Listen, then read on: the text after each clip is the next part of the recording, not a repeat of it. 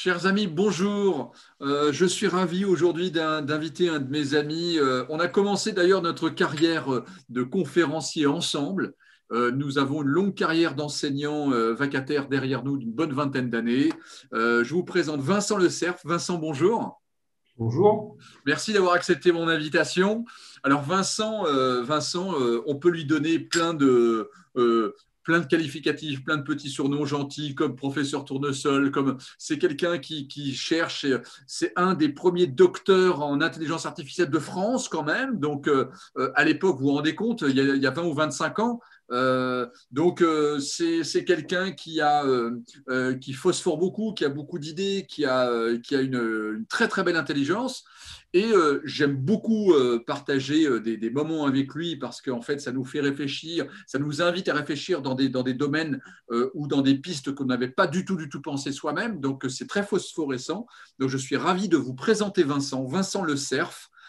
Et on va aborder aujourd'hui quelque chose qui est très à la mode, dont on entend parler en permanence, c'est l'IA. L'IA, qu'est-ce que c'est que cette intelligence artificielle dont on nous rabat les oreilles en permanence? C'est constitué de quoi? Ça se fabrique avec quoi? Alors, avant de débuter, je vous rappelle quand même que nous sommes dans un monde qui évolue extrêmement vite. Dans ce monde digital, parce qu'on parle de digitalisation à tout bout de champ en ce moment. Donc le monde avance extrêmement vite. Je vous rappelle, chers auditeurs, qu'il y a encore 10 ans, 12 ans, ça n'existait pas, ces choses-là. Ça n'existait pas. Il y a 12 ans, en 2008, on n'aurait pas pu gérer la crise comme aujourd'hui. Le télétravail n'aurait pas été possible. On n'avait pas les tuyaux pour. On n'était pas fibré, on n'avait pas de flux. Tout ça, ce n'était pas possible. Aujourd'hui, on est dans un nouveau monde. On est dans une accélération de l'histoire. Souvenez-vous de ce que certains de mes invités ont appelé. On est dans une accélération de l'histoire. Et donc, Vincent est au cœur de tout ça. Donc, Vincent, mille merci d'avoir accepté mon invitation. Moi, je voudrais que tu nous donnes ta définition à toi de l'IA, s'il te plaît. Merci Denis de m'avoir invité. Alors, l'IA, souvent on pense à une traduction américaine de Artificial Intelligence mot par mot, mais le mot anglais intelligence, il a plusieurs sens. D'accord? Son sens premier, quand on pensait à la CIA, c'est pas l'agence de l'intelligence, ça se saurait. C'est plutôt l'agence du renseignement, de la connaissance. Et une bonne traduction de intelligence artificielle en français, ça serait gestion de la connaissance artificielle. Et là, on est plus dans une discipline qui va travailler sur les données. Et j'aime bien dire que l'IA, or l'IA qu'on appelle faible, l'IA statistique, c'est la discipline dont le but est de faire exécuter par une machine des tâches que normalement l'homme fait avec son intelligence. En fin de compte, la machine est là pour simuler l'intelligence humaine.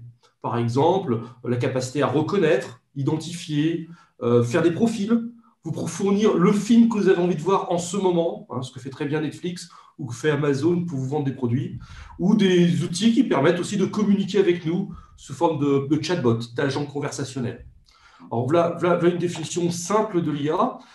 Après, on va voir qu'il y a plein de techniques d'IA. Ça fait 60 ans qu'on fait de l'intelligence artificielle, c'est-à-dire depuis 1958. Et des techniques, il y en a vraiment un nombre impressionnant. Personne ne les connaît toutes, ces techniques. Alors, pourquoi on parle d'IA aujourd'hui? C'est parce que depuis 6 ans, ça a quitté les laboratoires de recherche.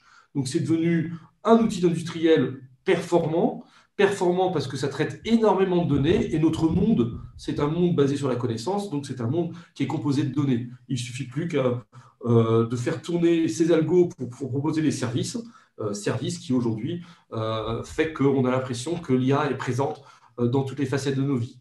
Alors, moi, d'un point de vue ingénieur, c'est-à-dire d'un point de vue de quelqu'un qui connaît l'intelligence artificielle en tant que docteur et puis en tant que praticien, évidemment, l'IA, c'est l'informatique avancée, l'informatique de demain, celle qui va influencer toute l'informatique que vous connaissez aujourd'hui, une informatique de gestion, une informatique de logiciels et de hardware, qui va aller vers une informatique personnalisée, beaucoup plus proche de l'humain dans les années qui vont arriver.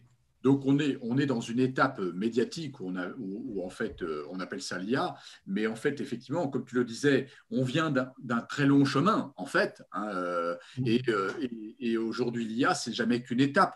On a connu, toi et moi, et beaucoup de nos auditeurs d'ailleurs, on a tous connu les débuts de l'informatique. Hein, quand on était ado, on s'est amusé sur les Spectrum, les ZX81, les Amiga, les Commodore 64 ou autres. Moi, je me souviens quand j'étais étudiant, mais toi aussi, on s'est acheté un ordinateur pour travailler à la maison ou autre. On était des précurseurs à l'époque. J'ai retrouvé sur mon bureau, parce que tu m'as tenté, donc j'ai été le chercher. J'avais changé le microprocesseur de mon ordinateur pour un DX2. Hein, donc, ça doublait la capacité de calcul. C'était fantastique, les premières interfaces Windows. Donc, en réalité, ça, c'était la version hardware qui était dominée par les Américains dans les années 80, 80 début 90. Ensuite, on a entendu tout ce qui tourne autour des apps ou autres. Hein, on a appelé ça la bulle Internet, en réalité, hein, la bulle Internet des années 2000. Ensuite, il y a quoi? Il y a 7-8 ans, ce qui était très médiatique, c'était ce qu'on appelait le big data. Et aujourd'hui, c'est l'IA. Donc, en fait, on est simplement sur des évolutions et demain, ce sera autre chose, non? Alors, tout à fait, on a vécu cette micro-informatique des années 81 où on pouvait coder avec un cas de mémoire. Aujourd'hui, on a des ordinateurs qui ont une capacité qui dépasse largement, puisqu'on est quasiment à 1 milliard de fois ce qu'on avait au début. Et puis, ça nous permet aussi, parce qu'on a le cloud, la possibilité de gérer des tas de data qui ne sont pas sur l'ordinateur même, mais qui sont à l'extérieur de ces ordinateurs. Une évolution qui est très difficile à mesurer, puisqu'elle est soutenue par le fait qu'on a la loi de Moore, où la machine double de performance tous les 18 mois. Hein, c'est le business model si maintenant du on triche PDG d'Intel. C'est un peu plus compliqué, on triche un petit peu sur la loi de Moore. Oui, alors, cette loi de Moore, elle reste toujours vraie, même si on est passé du hardware au logiciel pour pouvoir pallier cette évolution. Mais ce qui est important à comprendre, c'est que de toute façon, on n'a rien qui se rapproche de cette loi de Moore dans notre vie de tous les jours. On n'a rien qui double. On ne double pas de contact, on ne double pas sa durée d'énumération, on ne double pas nos emmerdes, même si le Covid nous a fait x2, x4, mais x8, x16, x32, x64, ça dépasse complètement notre capacité à comprendre. Nous apprenons linéairement les choses et la machine, elle nous dépasse. C'est pas pour ça que l'IA va doubler de compétences tous les 18 mois. Elle va être capable de traiter plus de données. Donc, si on traite plus de données, elle aura une précision meilleure, mais l'algo en lui-même reste toujours le même. C'est un algo qui est très statistique, c'est-à-dire qu'on va lui faire apprendre à reconnaître des objets ou des structures de données. Avec une certaine répétition. On va lui mettre 1000, 2000, 10 000, 100 000 exemples et la machine va essayer de trouver le point commun entre ces exemples pour dire bon, ben là, ce qu'il y a sur cette photo, c'est un éléphant, ou nous proposer un produit qui correspond à notre profil. Alors, ça marche très très bien, mais il faut bien avoir conscience que c'est basé sur la massivité des données. Évidemment, là où on n'a pas de données, on ne peut pas utiliser l'IA. Ça, c'est une très grande limite de l'IA qu'il faut bien comprendre. C'est que, étant donné qu'il faut une masse de données, si on en a très peu, on ne peut pas le faire comprendre. Donc, tout ce qui est un peu exceptionnel, qui est inaccessible, la machine ne gérera pas ça. Les métiers de demain seront des métiers qui traiteront l'exception. C'est une évidence. Donc là, en fait, on est au 1.0 de l'IA, où il faut des grandes fermes comment dire, d'exemples. En fait, on va interroger une base de données d'exemples en disant, bah oui, ça c'est un éléphant parce que dans la base de données, il y a des éléphants roses, bleus, verts, des petits, des gros, profils, ainsi de suite, qui fait que l'IA, ce sera un rapprochement statistique à 95%, c'est probablement, voilà. Donc là, on est en fait aux prémices de ce qu'on nous vend comme de l'intelligence pure qui va remplacer les neurones ou ainsi de suite. On est à 1.0 en fait. Alors, on est à 1.0, mais il faut bien se dire quand même qu'il y a des limites qui sont pour l'instant infranchissables. L'idée de faire une abstraction avec l'intelligence artificielle, il y a des experts qui disent qu'il n'y a pas de problème, ça va arriver dans les 5 prochaines années. Ça fait 60 ans qu'on essaie de résoudre le problème, c'est-à-dire qu'une machine qui aura la capacité d'abstraire ce qu'elle a appris pour pouvoir le réutiliser dans d'autres domaines. Aujourd'hui, on ne sait pas du tout faire ça. Ce qui fait que la machine est extrêmement spécialisée, dans des cases bien précises. Elle est efficace, très efficace dans ces domaines-là. Donc, on va pouvoir lui sous-traiter une partie de nos activités. Mais dans une vision plus globale, où on va utiliser de l'abstraction, où on va être capable de gérer des exceptions, la machine est hors sujet, mais vraiment hors sujet. Et nous allons peut-être sous-traiter une grosse partie de la routine de nos vies, c'est même l'objectif, hein, sous-traiter ça à la machine. Et puis nous, on va se réserver ce qui fait notre singularité, au sens, on va utiliser vraiment notre cerveau. De plus en plus, on va utiliser notre cerveau parce qu'il va être sollicité au rapport de ce que la machine va prendre en charge. C'est évident. En fait, l'exemple de la voiture connectée, c'est un peu ça. C'est qu'on va sous-traiter des tâches qui sont quelque part pas intéressantes pour la plupart, de voyager en ville, de conduire par exemple au rond-point de Charles de Gaulle. C'est plus sympa que ce soit des qui s'en occupent. Pendant ce temps-là, on fait autre chose. On lit le journal. Alors, c'est une voiture qui sera autonome, c'est le but du jeu, 2035, il faut du temps quand même. Mais entre-temps, il va y avoir différentes étapes qu'on va ajouter à la voiture. Là, on vient de la connecter à un GPS, mais on va lui mettre plein d'outils pour pouvoir nous aider à conduire mieux, à anticiper les feux qu'on ne voit pas parce qu'il y a un camion qui est stationné devant, par exemple. Donc, on va avoir un tableau de bord augmenté. Et puis, la machine va prendre en charge une partie de nos activités de conduite. Par exemple, le stationnement, le pilotage sur autoroute, ce qui est déjà le cas, par exemple, avec une Tesla. On va petit à petit enrichir nos voitures de toutes ces petites intelligences artificielles qui comprennent l'environnement dans lequel on est, mais surtout extrêmement spécialisées, mais extrêmement efficaces. Avant que l'homme sous-traite complètement la conduite à la machine, il va falloir un petit peu de temps et puis aussi un petit peu de confiance. Parce que, je vous rappelle, encore une fois, les IA, c'est statistique, donc probabiliste. Quand la machine nous dira c'est probablement un sens interdit, on aimerait bien avoir une espèce de confirmation. Il faudrait peut-être 1, 2, 3, 4, peut-être 5 capteurs avec une IA derrière. Si tous les capteurs disent que c'est un sens interdit, notre confiance va grimper. Mais encore une fois, il ne faut jamais oublier que l'IA est un outil probabiliste.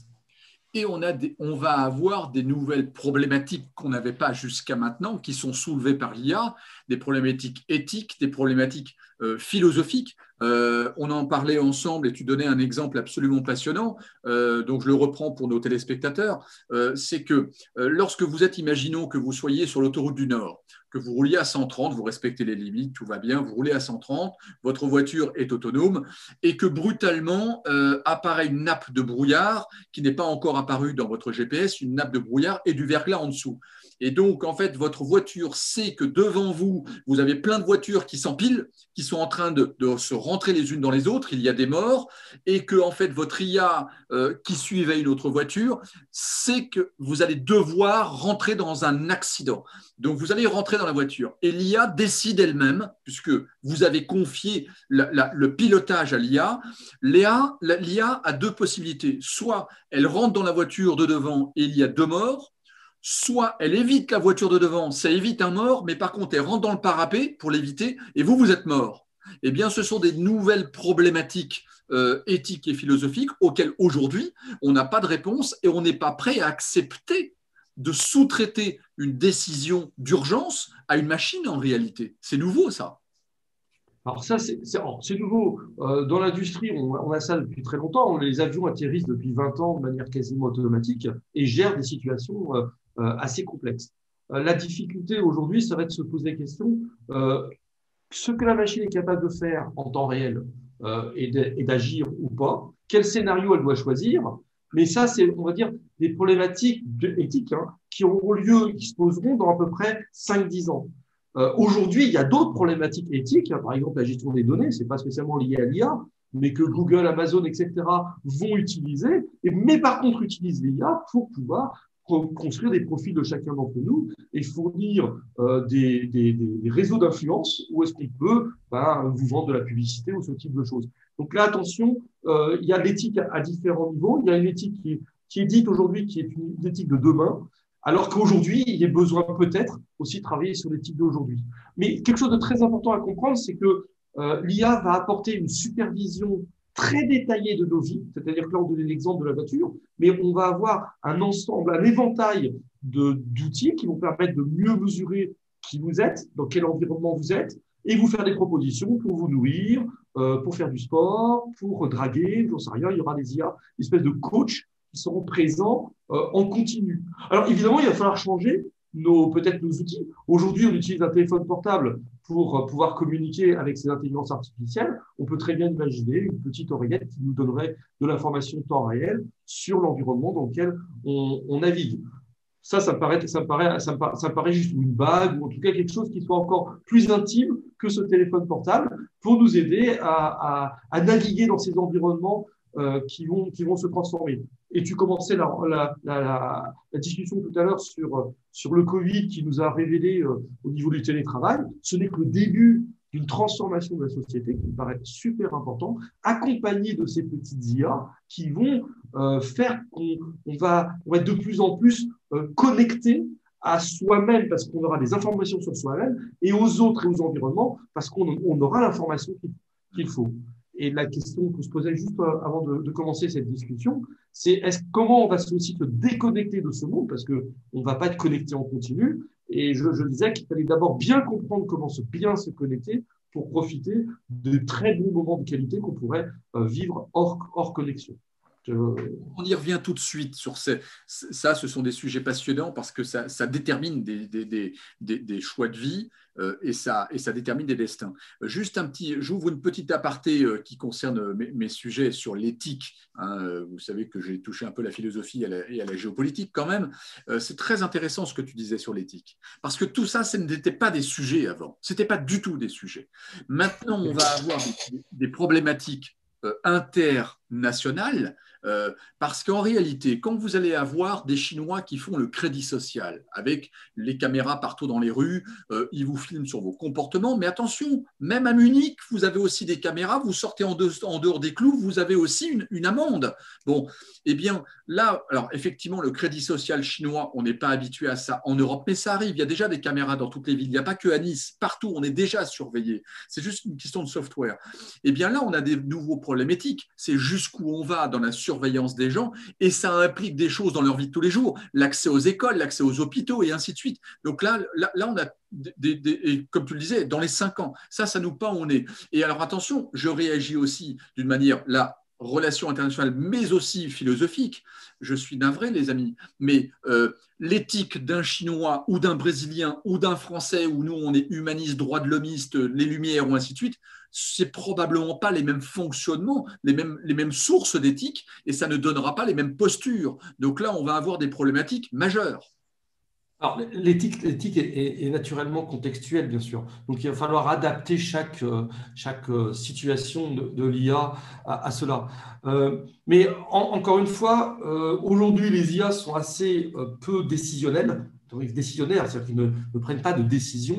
Elles sont plus à récupérer de la connaissance et nous fournir cette information. Ceux qui sont décideurs aujourd'hui, ça reste encore les humains. Alors, de plus en plus, on va sous-traiter, je sais pas, en trading haute fréquence ou dans des domaines un peu où on a besoin de réactions rapides, on va demander à la machine de prendre une décision presque temps réel. Mais tout a été programmé d'avance, tout a été prévu et pensé d'avance. C'est le but du jeu aussi, il ne faut jamais l'oublier. Quand tu parles de trading haute fréquence, attention, ce n'est jamais que du conditionnel, des requêtes. Ça veut dire que c'est jamais qu'une petite équation toute simple, entre guillemets. On peut rajouter plein de variables dedans, mais l'IA ne décide de rien du tout. Quand on s'est amusé étant jeune à développer des petits programmes sur le basique, après Visual Basic, ce n'est que ça. C'est si on atteint telle limite, on vend, on achète, on fait. Donc il y a rien d'intelligent là-dedans. C'est juste de l'exécution. C'est pour ça que pour moi, l'IA, c'est juste de l'informatique avancée, au sens qu'il n'y a rien de nouveau. Celui qui met l'intelligence dans le programme reste le programmeur. Oui. Celui qui va construire le programme, qui va guider, qui va choisir les exemples pour que le programme fonctionne. Attention, au moment où on choisit les exemples, on ajoute nos propres biais humains. C'est là où, je dis toujours dans mes conférences, il faudrait que les femmes viennent travailler avec nous pour choisir les exemples avec nous, parce qu'aujourd'hui, on va avoir des biais du type, il y a une femme avec une jolie blouse, l'IA de Google va dire c'est une infirmière. Un homme avec une blouse, c'est un chercheur. Vous voyez les limites qui vont être liées au fait qu'on aura choisi des exemples pour alimenter les IA. Mais c'est très important parce que les IA vont interpréter le monde, vont faire une couche logicielle à travers ces écrans pour interpréter le monde telle qu'elle a été programmée. Si les IA sont masculins, c'est-à-dire avec des biais masculins, elles vont interpréter le monde comme des humains masculins. Et ça, c'est un vrai sujet, pour mon avis, qui est un vrai sujet éthique qu'il va falloir penser d'ici quelques années, en sachant que ces IA vont être constamment autour de nous. Et en allant plus loin, les IA anglo-saxonnes ne seront pas les mêmes que des indiennes ou des chinoises. Tout à fait. Il y aura des différences liées au contexte, évidemment. Et alors, on va accompagner beaucoup de personnes dans le monde de l'intelligence artificielle. Je donne comme toi des rencontres avec des chefs d'entreprise. Eux, ils ont des interrogations sur quel est l'impact de l'IA dans leurs entreprises. Eux-mêmes ont une vie assez, on va dire, pas exceptionnelle, mais couvert d'exceptions, quoi. C'est-à-dire qu'il va y avoir énormément d'exceptions à gérer, donc ils n'auront pas d'IA qui vont les remplacer. Par contre, il va y avoir énormément d'IA pour pouvoir gérer les compétences de demain, les profils à rechercher au niveau du management. Il va falloir redéfinir les profils, hein, c'est important aussi, parce que tous les métiers vont être accompagnés de cette intelligence artificielle et il va falloir reformer les gens. Et j'ai envie de dire même, il va falloir remettre à jour tous les profils au fur et à mesure qu'on met à jour les logiciels. Donc, c'est l'espèce c'est pas une conduite du changement, c'est un changement continu qui est en train de se définir aujourd'hui et qui va transformer l'entreprise de demain, au sens que, ça y est, le fait qu'on s'adapte en continu à l'environnement et au changement, ça fait partie du fonctionnement d'une entreprise. Mais tu as déjà parlé avec d'autres experts et on recoupe évidemment nos expertises sur ce point-là. Alors, justement, je voulais t'interroger pour essayer d'avoir un mapping sur l'avenir. Tu sais que l'avenir nous intéresse tous les deux, on en parle souvent. En fait, je rappelle à nos amis qui nous écoutent que repenser le monde, il y a ne serait-ce que 10 ou 15 ans. On n'avait rien de tout ça aujourd'hui. C'est tellement dans nos quotidiens qu'on s'en rend même plus compte. Mais on ne peut plus se passer de tout ça. Bon. Donc en réalité, si on se transfère sur les 10 ou 15 prochaines années, il y a des choses qu'on va utiliser qui ne sont pas encore inventées aujourd'hui. Le cloud, c'est commercialisé depuis 7 ans. Ça a 10 ans, le cloud. Ça a rien. Et maintenant, aujourd'hui, on ne peut plus fonctionner sans cloud. Donc c'est ça qui est génial. C'est que dans 10-15 ans, les choses de notre quotidien qui seront surpuissantes ne sont pas encore inventées. Peut-être pensées, mais pas encore inventées. Donc Vincent, j'aimerais ton avis sur quelles seront les deux choses, mais peut-être qu'elles seront totalement imbriquées. Notre vie en tant qu'être humain individuel, individu, rapports humains, notre vie personnelle et l'entreprise. L'entreprise, le management, le manager, les relations avec ses cadres. Voilà, tu donnais quelques indices. On aura peut-être des super assistants. Ce sera quoi ce monde de demain là? Alors, d'abord, si on découpe le monde en deux parties, et les entreprises d'un côté et les humains de l'autre, je pense qu'il va y avoir une fusion des deux mondes. Le télétravail en est un très bon exemple. Et puis surtout, les deux mondes vont être accompagnés de ces intelligences artificielles en continu. Il va falloir apprendre à les utiliser pour que ça soit super efficace. Si on a une IA qui répond ou qui génère des réponses automatiques à nos mails dans 80% des cas, sérieusement, il faut l'utiliser. Il n'y a aucune raison de lutter contre ça. Bah oui, ça génère des mails, oui, puis des réponses. Ok, c'est noté, j'ai bien eu ta réponse, et puis qu'on puisse répondre rapidement. Honnêtement, gérons ça. Encore une fois, d'un point de vue professionnel ou personnel, les IA vont être constamment autour de nous. Je pense que le monde de demain, c'est un monde où il va falloir bien comprendre la technologie, mais il va falloir aussi savoir se déconnecter. On le voit aujourd'hui, les prémices de ça. Par exemple, à la télévision, on ne parle pas de téléphone portable. Je ne sais pas si vous avez vu, mais il n'y a aucune émission qui parle de téléphone portable. À la télévision, il n'y a pas d'émission sur l'ordinateur. À la télévision, il y a des émissions pour mieux vivre, recevoir les autres, mieux se nourrir, refaire son appartement. Donc des émissions qui sont très humaines au soi. Et pourquoi? Mais c'est parce que déjà, on est connecté en continu à ça, et déjà, on en a un petit peu la nausée de cet artificiel continu. Donc, quand on va rajouter de l'IA qui va nous accompagner, nous fournir des recommandations matin, midi, soir, ben, naturellement, nous, les humains, ben, on est quand même des animaux sociaux et il va falloir qu'on se reconnecte aux autres. Donc, tout ce qui fera la valeur des relations de demain sont justement la connexion avec les personnes qui sont autour de nous. Très important de le comprendre. On aura besoin de cette déconnexion. C'est un thème qui est d'actualité. Connexion, déconnexion, c'est vraiment un thème d'actualité. Par contre, bien comprendre comment on va bien se connecter et on va bien se déconnecter, pour moi, c'est le sujet des 10-15 prochaines années. On aura un monde très difficile à estimer parce que si on regarde, je sais pas moi, le Retour vers le futur, hein, qui a été créé il y a plus de 30 ans, il avait inventé un monde qui n'était pas le nôtre, quoi. Donc se projeter plus loin me paraît très difficile. Mais en même temps, on sent qu'il y a des tendances très humaines, de pas rejeter le numérique. Rejeter le numérique, souvent, c'est par peur. Alors que le but du jeu, c'est l'inverse, c'est de bien comprendre le numérique et puis de se déconnecter de temps en temps, prendre des journées entières où on se prend un bon bouquin et puis on déguste, on savoure le fait de ne pas être continuellement en connexion avec ces outils. Voilà, je pense que c'est ça, c'est la grande évolution de demain. Elle est plus humaine que machine. Donc un temps de meilleure qualité finalement. Exactement. Pour moi, c'est ça, c'est ça. Mais on commence déjà à sentir aujourd'hui. On va avoir des outils de plus en plus, on va dire, sophistiqués, mais qui disparaissent. En fin de compte, j'imagine très bien que dans 10 ans, il n'y aura plus d'informatique visible, au même titre que l'électricité. On ne se pose pas la question. Elle sera là, présente. L'environnement interagira avec nous en continu. Ça, c'est clair, c'est une évidence. Et on aura une réalité augmentée. Ça, c'est... Mais encore une fois, le centre et la relation de demain, c'est l'humain. Et on le voit aujourd'hui, où l'expérimentiel, la capacité à avoir des expériences est au cœur des nouvelles générations. Et quand ils communiquent sur Instagram, sur WhatsApp, sur Twitter, sur Facebook, ils communiquent de l'expérience. Ils se filment en train de nager dans une piscine, ils ne se filment pas en train de posséder une piscine. On voit bien que le monde de demain est un monde d'expérience avec les autres. Et c'est en train de se définir aujourd'hui. L'outil n'est que là pour diffuser de l'information sur cette expérience. Voilà, ça me paraît... voilà, C'est ce qu'on discutait. En fait, probablement que les nouvelles générations d'outils qui seront à notre disposition feront disparaître le côté hardware et nous assisterons de manière extrêmement discrète. Exactement, exactement. Et bon, après, comme ce que fait très bien les humains, ils s'adapteront à chaque étape de nos vies. Là, l'idée, c'est de transformer un tout petit truc. C'est Oui. qu'au lieu que nous nous adaptons à la machine, c'est peut-être la machine qui va enfin s'adapter à nous. Oui, alors, je ne vais pas trop te tenter sur plein de gros sujets parce que je pense qu'on est déjà à la limite.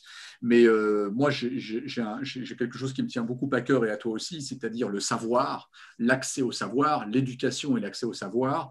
Est-ce que tu penses que l'informatique avancée, je dis bien l'informatique avancée, avec son évolution que l'on voit depuis à peu près 25-30 ans, qu'est-ce que ça pourrait donner dans 25 ou 30 ans? On voit en parallèle de cela que les nouvelles générations sont beaucoup plus transversales, qu'on quitte les silos à l'ancienne de notre éducation nationale où c'est usé et usé.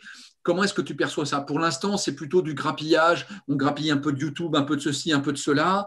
Il y a le Collège de France qui offre ses cours en ce moment, ainsi de suite. Vers quelle tendance tu perçois, vers quel point sur l'horizon on va, d'après toi? Déjà, la machine, elle va remplir une de nos spécialités cognitives qui est la mémorisation. C'est clair que la machine va stocker la connaissance. Et on aura un accès de plus en plus rapide à cette connaissance. Moi, je pense que ce qu'on va enseigner avant tout, c'est ce que j'appelle moi les métaconnaissances, c'est-à-dire la capacité à mieux gérer nos connaissances, à mieux les ressentir. Est-ce on continuera à faire du zapping? Bah oui, dans un premier temps, parce que on veut se guérir de cette infobésité continue, c'est-à-dire d'être surinformé, et on a besoin de temps en temps d'aller picorer un peu partout pour pouvoir avoir une vue d'ensemble plutôt que d'avoir une seule pensée unique, quoi. Moi, j'ai envie de dire l'école de demain, c'est une école qui sera beaucoup plus proche de l'humain.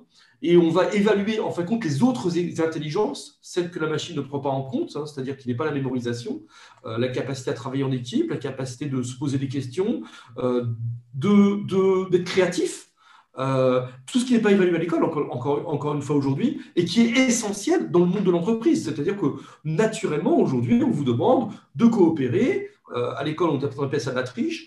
On vous demande de travailler par objectif. À l'école, c'est le prof qui définit l'objectif. Et résultat, on s'aperçoit qu'il va falloir repenser entièrement les processus de formation.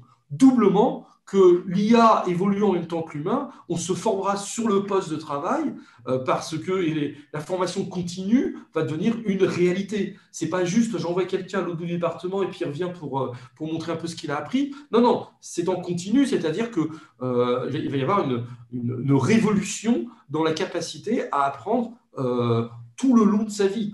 Pour moi, c'est une évidence. On n'arrêtera pas les études à 25 ans comme on le fait aujourd'hui. Il n'y aura pas le choix. Presque tous les 10 ans, il faudrait presque un an de formation pour pouvoir s'actualiser par rapport aux évolutions numériques et aux disruptions qui vont arriver sur les prochaines années. Donc, il faut qu'on apprenne aux jeunes générations, il faut qu'on les apprenne à apprendre. C'est ce que Émilie Debeuil nous disait très récemment dans une vidéo précédente, la créativité. L'école ne nous apprend pas à être créatif et ne nous encourage pas à être créatif, mais seulement sur les deux autres facteurs, notamment l'analytique. Mais la question de demain, elle est très simple. Est-ce que apprendre en silo et faire apprendre un corpus universitaire, scolaire puis universitaire, est nécessaire ou pas à une bonne vie, une belle vie au sens philosophique du terme? Est-ce que Pythagore est utile ou pas? Est-ce que aujourd'hui, toi, moi, demain, Pythagore nous a été utile ou pas? Je n'en sais rien, mais en tout cas, il va peut-être falloir repenser tout ça, peut-être apprendre à apprendre, et ça soulève une autre question philosophique. C'est que jusqu'à maintenant, on faisait l'acquisition de savoir, on se les mettait dans le cerveau, on les triait, on les organisait comme on pouvait ou comme on voulait, on se les met dans le cerveau. Et le génie créatif fait que ce sont les connexions entre différents savoirs qu'on a accumulés qui nous permet de créer un nouveau savoir. Mais si demain, le savoir, il est là-dedans, on fait comment? On fait comment? Parce qu'en fait, là, on ne fait plus de connexion.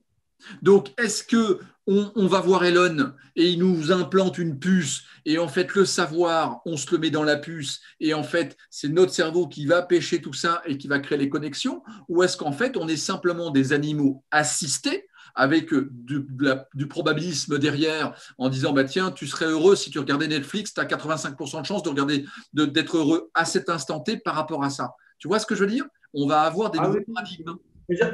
J'adore l'intelligence artificielle parce qu'au bout de 20 minutes, on fait de la philosophie. C'est clair qu'on est toujours à ce niveau-là. On va sous-traiter une partie de notre cerveau, en effet, dans la machine qui va stocker la connaissance. Mais la connaissance, c'est pas l'intelligence, c'est juste un moyen d'accéder à une information qui permet d'utiliser son intelligence. D'où l'idée de faire plutôt travailler son cerveau. On est dans un monde où, par exemple, le doute, à cause des fake news qui sont générées par les intelligences artificielles, nous oblige à nous poser la question du vrai et du faux. C'est la base d'une certaine intelligence. Donc, encore une fois, j'invite ceux que ça intéresse, il y a un domaine qui s'appelle la zététique, qui est l'art du doute, la capacité à apprendre et à lever des doutes en utilisant des méthodes scientifiques, l'intuition, le bon sens. Et tout ce que je viens de dire, ce sont des choses qu'il va falloir enseigner à l'école. Ce qui est important, c'est pas de savoir résoudre Pythagore, c'est de comprendre ce que c'est une méthode scientifique qui permet de lever des doutes et qui permet de construire le demain. Et si je résume un petit peu l'intelligence la plus, à mon avis, la plus noble, qui me paraît la plus importante aujourd'hui, c'est une intelligence qu'on a au cœur de nous, c'est la capacité à s'adapter au monde qui évolue au cours du temps. Et oui, il va falloir avoir des jeunes qui vont apprendre à s'adapter. Ils ne feront pas qu'un seul emploi, ils vont faire des centaines d'emplois, ils vont vivre des centaines d'expériences en continu. Et évidemment, le cerveau doit être capable d'adapter ses capacités, et pas seulement celles de connaissance, pour réagir à cette adaptation.